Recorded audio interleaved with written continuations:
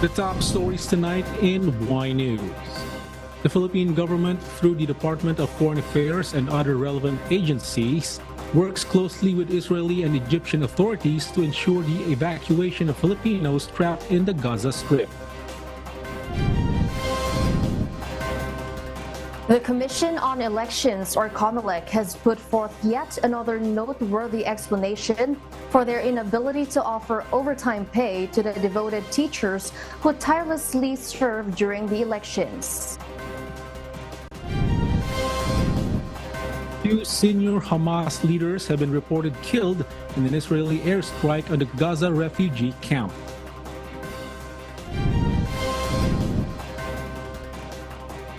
And China agrees to hold talks with the United States regarding nuclear arms control and non-proliferation scheduled next week.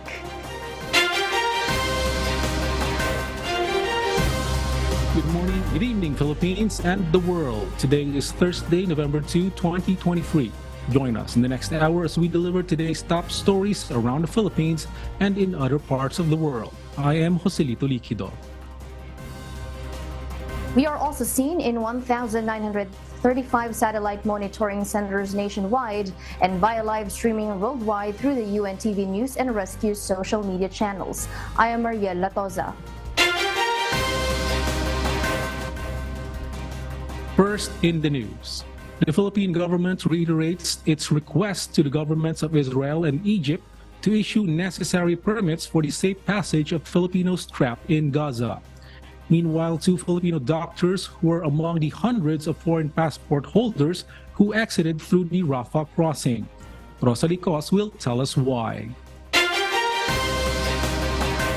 The Philippine government, through the Department of Foreign Affairs or DFA and other relevant agencies, have been working closely with Israeli and Egyptian authorities to ensure the evacuation of Filipinos trapped in the Gaza Strip. This is amid the war between the Israeli forces and Hamas militant group. In a statement, DFA reported that Foreign Affairs Secretary Enrique Manalo wrote to Israel's Foreign Minister Cohen and Egypt's Foreign Minister Shukri. This is to once again request their governments to issue the necessary permits for the safe passage of Filipinos trapped in the territory. The Philippine authorities have established communication with 134 Filipinos in Gaza. 115 of them have requested repatriation, while the remaining chose to stay because of their families. The Philippine Department of Foreign Affairs released a statement following the first evacuation of hundreds of foreign passport holders and injured Gazans from Gaza. The exit was made through a deal mediated by Qatar. DFA has confirmed two Filipino doctors of the Humanitarian Aid Doctors Without Borders were among them. The two are identified as Dr. Darwin de la Cruz and Dr. Regidor Esguerra. They were brought to Arish and will be transferred to Cairo. DFA said the two will not be returning to the Philippines but will be deployed elsewhere. Rosalie Cos, UNTV News and Rescue. We serve the people, we give glory to God.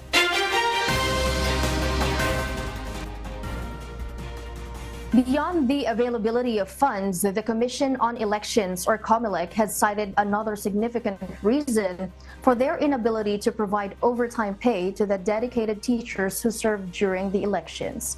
Dante Amento tells us why. The Commission on Elections, or Comelec Chief George Erwin Garcia, revealed that he pushed for the overtime pay of teachers who served in the 2022 national and local elections. But among the challenges was where to source the funds for that purpose. Na-encounter na natin yung scenario na yan, and therefore ako mismo as commissioner at that time gusto ko talaga i-push yung overtime para sa mga guro. Garcia added that there is also an existing joint circular between the Commission on Audit, or COA, and the Department of Budget and Management, or DBM, that only those employees of an agency are entitled to overtime pay. COA at DBM na sinasabi na ang entitled lang sa overtime ay yung mga empleyado mismo ng isang ahensya o departamento. At dahil nga yung mga DepEd personnel ng ating mga guro ay hindi kasi mga empleyado ng Commission on Elections, so hindi po namin sila pwede mabigyan ng overtime pay. To commensurate the sacrifices of teachers, the poll body increased their honoraria from the previous elections with only 5,000 pesos to 6,000 pesos. The Electoral Board chairperson will receive 10,000 pesos and 9,000 pesos for their members. Additionally, those who rendered service in the Comelec special projects, such as the early voting and the Bulacan plebiscite, will receive 2,000 pesos. Dante Amento, UNTV, News and Rescue. We serve the people. We give glory to God.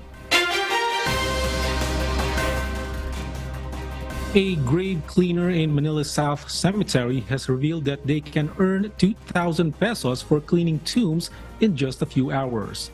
JP Nunez will tell us why.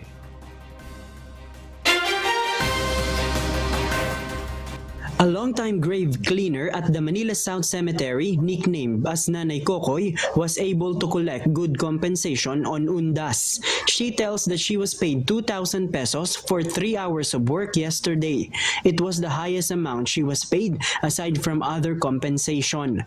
Since yesterday, she already collected more than 5,000 pesos. Pinakamalaki, 2,000. Oo. Ilang oras niyo tinrabaho? Siguro mga 3 hours. 3 hours? Oo, kasi bago mo siya pinturahan, isisin mo pa, kukut-kutin mo pa. Oo naman, oo. Pangdagdag talaga. Malaking bagay talaga to. Yung kinikita namin dito, malaking bagay talaga. Nanay Kokoy was only one among the 1,500 individuals in Manila South Cemetery making efforts to get money during undas. According to its management, they are still waiting for the instruction of the Manila City LGU if settlers inside the cemetery will be relocated. But for the meantime, they are collaborating with the management to maintain cleanliness inside the cemetery in exchange of their residents inside the area. These undas, few of them were allowed by the management to sell inside cemetery. Kinausap ko sila, pinayagan provided na nandyan lang sila sa mga ano. Pero yung mga malalaking mga nagtitinda talaga ng ano, dun po talaga sa labas. Kasi eto naman, sinabihan ko sila, kailangan linisin nyo lagi yung ano. Minimal lang naman kasi siguro makikita nyo ilan-ilan lang. So parang tulong ko na rin sa mga ano natin dito. Kasi tinatawag ko yun sila as partners Partners sa pagpapanatili ng kalinisan dito. JP Nunez, UNTV, News and Rescue. We serve the people, we give glory to God. Recent reports suggest that the Ukraine-Russia war is now entering a new and potentially perilous stage of fighting, with increased risks to Ukraine's military forces. Paul Gatchalian will tell us the details live.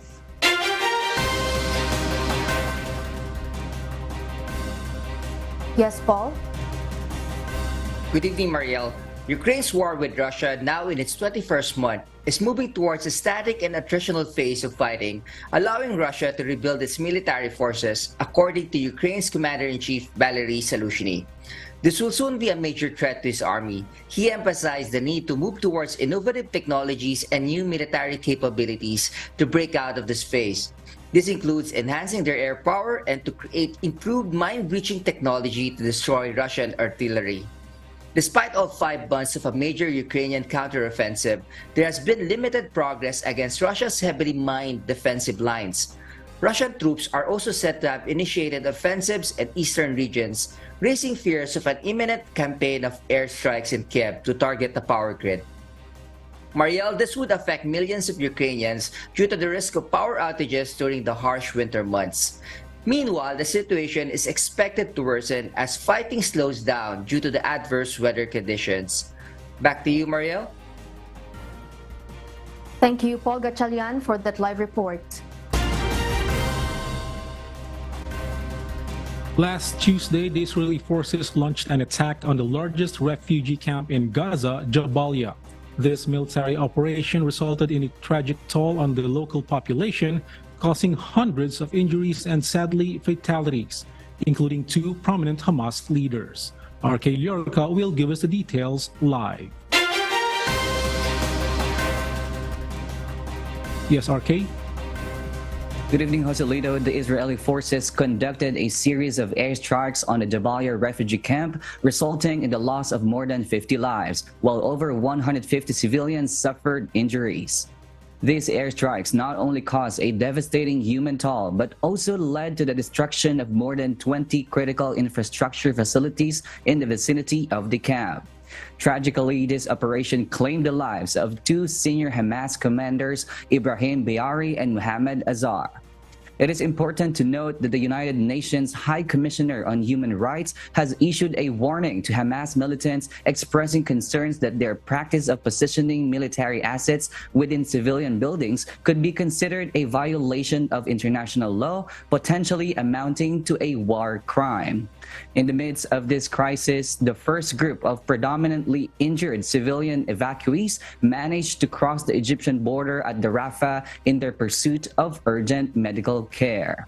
However, many Gazan civilians and evacuees from various nationalities still stranded in the Gaza Strip remain in a state of uncertainty as discussions about humanitarian pauses continue among the leaders and officials involved in the ongoing Israel-Hamas conflict. Back to you, Joselito. Thank you, RK Llorca, reporting live from Thailand. Starting tomorrow, it is expected that around 1,500 personnel will be deployed on the North Luzon Expressway and Subic-Clark-Tarlac Expressway, or SC-TEX, due to the anticipated volume of vehicles heading back to Manila. It is expected that no less than 400,000 vehicles will converge at the Bukawe Toll Plaza, which serves as the epicenter of heavy traffic heading back to Manila. Nestor Torres will tell us why. Tomorrow, it is possible that many people from the north will be returning to Manila. According to North Luzon Expressway or NLEX Traffic Manager Robin Ignacio, the real peak period or rush hour is expected to be from Saturday afternoon until Monday morning. However, they do not rule out the possibility that there will still be a significant number of people returning tomorrow. Expectation is siguro mga Sabado ng hapon or gabi, baka meron na tayong mga kababayang babalik. Tapos yung Sunday afternoon at saka hanggang Monday early morning, yun yung ina-anticipate namin na dagsaan yung babalik. Starting tomorrow until Monday, NLEX management will also deploy 1,500 personnel to monitor the traffic situation on NLEX and SCTEX. It is expected that no fewer than 400,000 motorists will be traveling on the expressway until Monday. 1,500 sir, mga yun yung average na dinideploy namin daily hanggang November 6. From toll teller, patrol crew, traffic marshal, security at saka mga incident response team. Yung total ng dalawa sir, average for that day, maaaring umabot po ng 400,000. Okay. Total ng NLEX at SCTEX.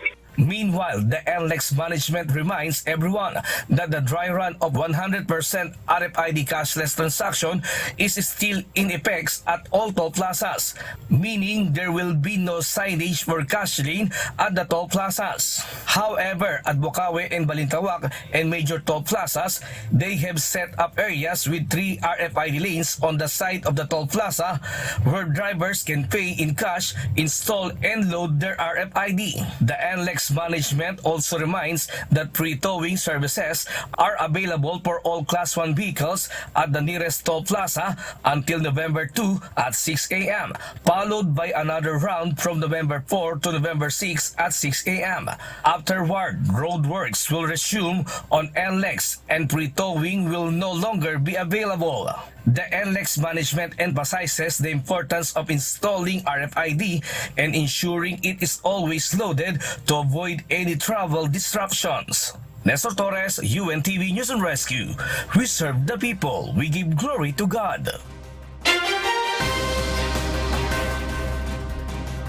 The Philippine Weather Bureau Pag-asa announced on Tuesday, November 2, that the cloudy sky or shear line is affecting Ilocos Norte, Apayao, Cagayan, and Isabela. These areas will experience scattered rain showers and thunderstorms. Light rains will also be experienced in Batanes due to the effect of the northeast monsoon. Isolated rain showers and thunderstorm will prevail over Metro Manila and the rest of the country. Pag-asa sees no tropical cyclone or low pressure area or LPA that could affect the country.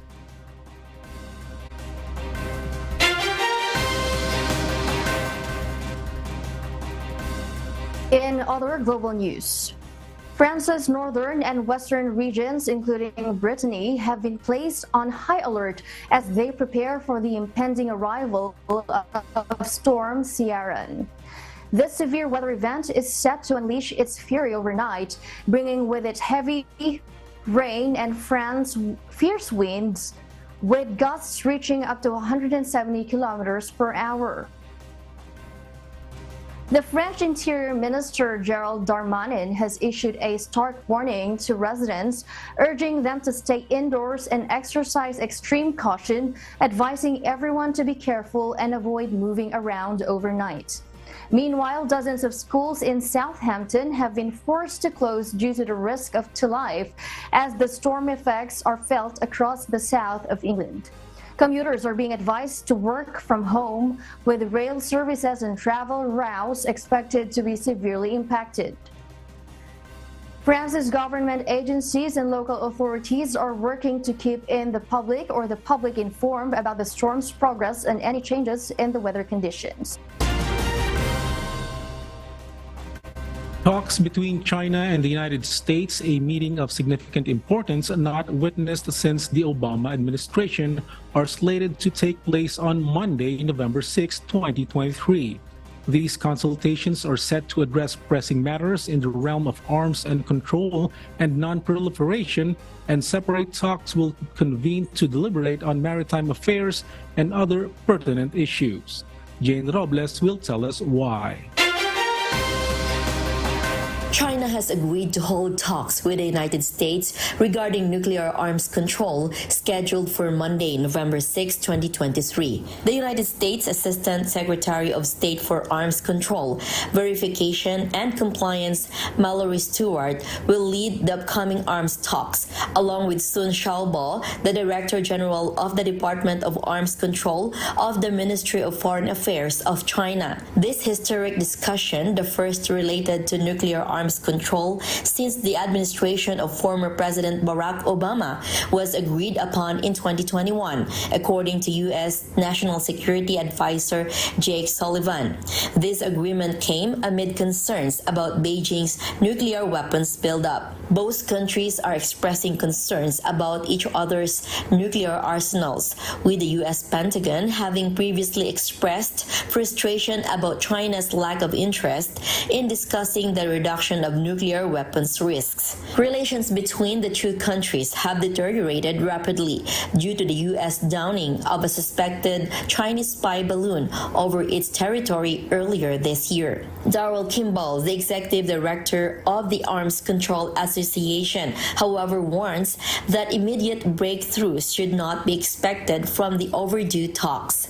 Instead, he stated that discussions would most likely focus on promoting greater transparency of each country's nuclear doctrines and more effective crisis communication channels. Meanwhile, a meeting between the two countries' top executives, President Joe Biden and President Xi Jinping, is most likely to occur within this month in San Francisco. However, important details of the meeting still have to be established. Jane Robles, UNTV News and Rescue. We serve the people, we give glory to God. And those are the reasons behind the news in other parts of the globe. I am Joselito Liquido, live from Malaysia. Our kasambahay. As the world faces these trying times amid various challenges and uncertainties, we are inviting everyone to join the global prayer for humanity. Good day. I'm Brother Eli Soriano of the members of the Church of God International. I want to invite you to join us in a minute of prayer every day to pray for humanity and the whole world as we go through these perilous times. While safety measures like washing of hands and strengthening of our immune systems may help us through this horrible predicament, there is still no precaution or cure more powerful than God's mighty intervention. And we need His intervention now more than ever. It doesn't matter what religion you are in or what denomination you belong. This is an invitation for all the people around the world who cares for the future of their family, friends, loved ones, and humanity as a whole. Everybody is welcome to pray with us. For more details, you can check out the description box below. Thank you very much, and I hope to hear from you soon. May God bless you.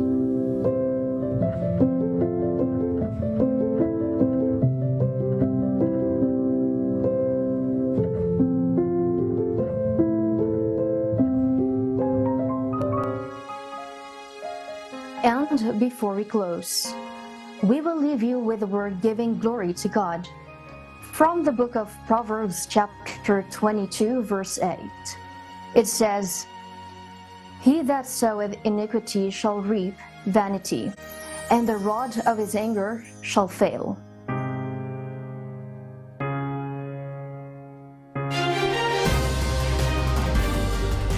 And those are the reasons behind the news, November 2, 2023. Reasons we deliver to you as they unfold. I am Mariela Toza, live from Australia. And because we need to know, we will always ask why. I am Joselito Liquido, live from Malaysia. We serve the people, we give glory to God. Na-encounter na natin yung scenario na yan, and therefore ako mismo as commissioner at that time gusto ko talaga i-push yung overtime para sa mga guro, COA at DBM. Sinasabi na ang entitled lang sa overtime ay yung mga empleyado mismo ng isang ahensya o departamento. At dahil nga yung mga DepEd personnel ng ating mga guro ay hindi kasi mga empleyado ng Commission on Elections, so hindi po namin sila pwede mabigyan ng overtime pay. Pinakamalaki, 2,000. Oo. Anong oras nyo tinrabaho?